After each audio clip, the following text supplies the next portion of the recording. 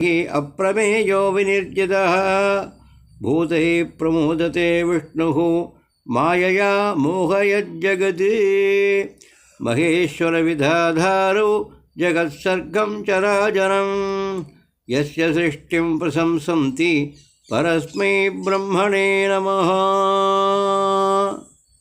இந்த விக்ஷாரண்ய மகாத்மிய முதல் பாகத்தில்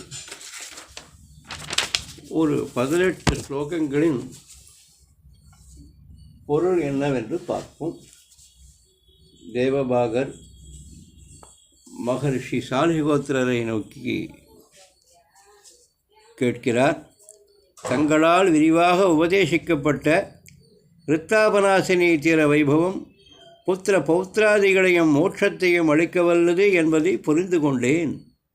மேலும் தாங்கள் பகவானால் ஜெகத் சிருஷ்டி எப்படி செய்யப்படுகிறது, சர்வோத்தமனான ஸ்ரீமன் நாராயணனை அடையும் மார்க்கம் என்ன என்பதை உபதேசிக்க வேண்டும் என பிரார்த்திக்கிறார். சாலிஹோத்திர மகரிஷியானவர் பிரளய காலத்தின் பொழுது தற்பொழுது நம் கண்ணுக்கு புலப்படும் ஸ்தாவர ஜங்கமங்கள் எதுவும் புலப்படாது சூக்ஷ்மமாக மறைந்திருக்கும். பிரளய காலத்தில் ஆளிலையில் கண்ணன் மட்டும் நீரில் குழந்தை வடிவில் இருப்பதாக புராணங்கள் கூறுகின்றன. ஜலத்திற்கு நாளம் என்ற ஒரு பெயர் உண்டு. பிரளய முடிவில் பகவான் முதலில் நாளம் என்ற ஜலத்தினை முன்னிட்டு சிருஷ்டிக்கு தொடங்கியதாலும் பகவான் ஜெகத்பிதாவானவர் நாராயணன் என்ற பெயரில் அழைக்கப்படுகிறார்.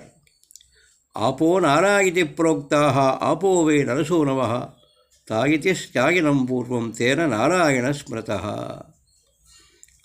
ஜலத்தின் மூலம் சிருஷ்டியை தொடங்கிய நாராயணன் அவர்களின் குழந்தைகள்தான் இந்த ஸ்தாவர ஜங்கமங்களும் அனைத்து ஜீவராசிகளும்.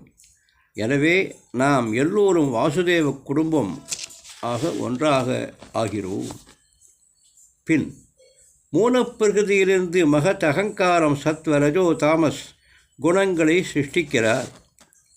பகவான் அதற்கும் பின் சாத்விகத்திலிருந்து கண் மூக்கு செவி நாக்கு சரீரம் எனப்படும் 5 ஞானேந்திரியங்களையும் வாக்கை கால் பாயு உபஸ்தம் எனப்படும் 5 கர்மேந்திரியங்களும் 11வதாக மனதையும் சிருஷ்டிக்கிறார்.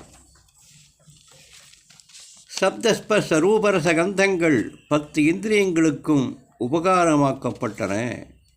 தாமசத்திலிருந்து பூமி ஜலம் அக்னி காற்று ஆகாயம் தோன்றின.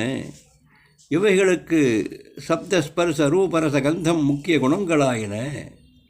தத்துவங்கள் மொத்தம் 26. 1 மூலப்பிரகிருதி, 2 மகத்து, 3வது அகங்காரம், அதுக்கு பின் 5 தன்மாத்திரைகள் கூட 11 இந்திரியங்கள், 5 பூதங்கள் ஆக 24 தத்துவங்களாகும். 25வதாக வருவது ஜீவ தத்துவம். 26வது தத்துவமே புருஷோத்தமனான பகவான் நாராயண தத்துவம். ஜெகத் சிருஷ்டிகாரனான நாராயணன் இவைகளிலிருந்து வேறுபட்டது காலமாகும். மகேஸ்வரரும் பிரம்மதேவரும் எந்த புருஷோத்தமரின் சிருஷ்டியை ஸ்தோத்திரம் செய்கிறார்களோ அப்புருஷோத்தமரை வணங்குகிறேன் என சிருஷ்டி தத்துவத்தை சாலிஹோத்திர மகர்ஷி தேவபாகருக்கு விளக்குகிறார். பின் பகவான் சர்வஜனான சிவன் நாராயணனை எவ்விதம் அடையலாம் என்ற உபாயத்தினை மேற்படியான ஸ்லோகங்களில் விளக்குகிறார். நாம் அதை அடுத்த பாகத்தில் பார்ப்போமாக. நாராயண நாராயண நாராயண.